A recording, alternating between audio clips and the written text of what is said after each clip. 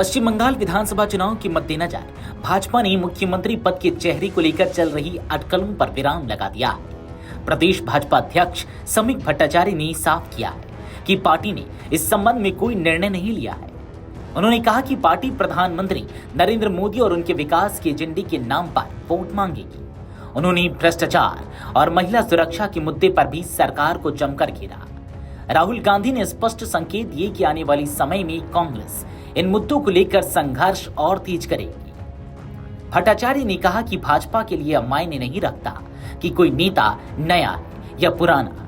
जो भी व्यक्ति जनता को तृणमूल कांग्रेस के कथित कुशासन के खिलाफ लड़ने वाला दिखेगा, वही जीत के बाद पार्टी का चेहरा बन सकता है।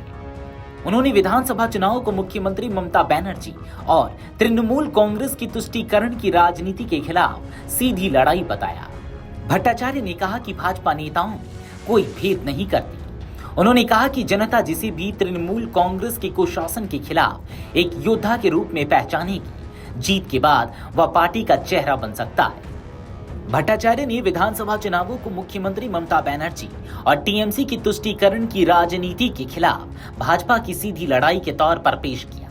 उन्होंने कहा कि सत्ता में आने पर घुसपैठियों के खिलाफ पता लगाओ, हिरासत में लो और निर्वासित करो की नीति अपनाई जाएगी। एक साक्षात्कार में भट्टाचार्य ने इस सवाल का सीधा जवाब देने से इनकार कर दिया कि क्या विपक्ष के नेता शुभेंदु अधिकारी को नंदीग्राम और भवानीपुर दोनों सीटों से उतारना उन्हें पार्टी का मुख्यमंत्री पद का उम्मीदवार घोषित करने के बराबर है।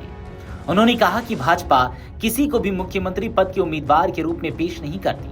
उन्होंने दिल्ली, हरियाणा और उड़ीसा के चुनावों का उदाहरण देते हुए कहा कि इन राज्यों में भी किसी एक चेहरे को आगे नहीं किया गया था, फिर भी जीत हासिल की थी।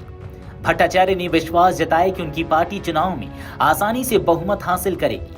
हालांकि उन्होंने इस सीटों की संख्या या 2/3 बहुमत के आंकड़े को पार करने के बारे में कुछ भी कहने से इनकार कर दिया। उन्होंने स्पष्ट किया कि भवानीपुर में अधिकारी को उतारने का निर्णय सीधे तौर पर ममता बनर्जी को उनके गढ़ में चुनौती देने के उद्देश्य से लिया गया था। उन्होंने कहा कि यह एक सीधा मुकाबला है। सत्ता में आने पर भाजपा की प्राथमिकताओं को बताते हुए भट्टाचार्य ने कहा कि पहला काम राज्य में कानून का शासन स्थापित करना होगा। दूसरा, यह सुनिश्चित करना कि चुनाव के बाद कोई हिंसा ना हो, क्योंकि उनका मानना है कि टीएमसी के सत्ता से बाहर होने के बाद उनके कार्यकर्ता आपस में ही लड़ेंगे। तीसरा, निवेश के लिए अनुकूल माहौल बनाना। उन्होंने पश्चिम बंगाल चुनाव को केवल भाजपा और सत्तारूढ़ टीएमसी के बीच की लड़ाई के बजाय बंगाली हिंदुओं के अस्तित्व के साथ राष्ट्रवादी और तार्किक मुसलमानों के लिए भी एक निर्णायक सभ्यतागत लड़ाई के रूप में प्रस्तुत किया। भट्टाचार्य ने ममता बनर्जी के उस आरोप को खारिज किया जिसमें उन्होंने राज्य में राष्ट्रपति शासन लगाने को लेकर भाजपा पर निशाना साधा था। भट्टाचार्य ने कहा कि अगर भाजपा राष्ट्रपति शासन लगाना चाहती तो सरकार को 7 साल पहले ही हटाया जा सकता था, लेकिन वे इसका समर्थन नहीं करते। उन्होंने कहा कि ममता बनर्जी को जनता के वोटों से हार मिलेगी। लगभग 30% मुस्लिम मतदाताओं को जिन्होंने पिछले कुछ चुनावों में भगवा खेमे को शायद ही वोट दिया हो।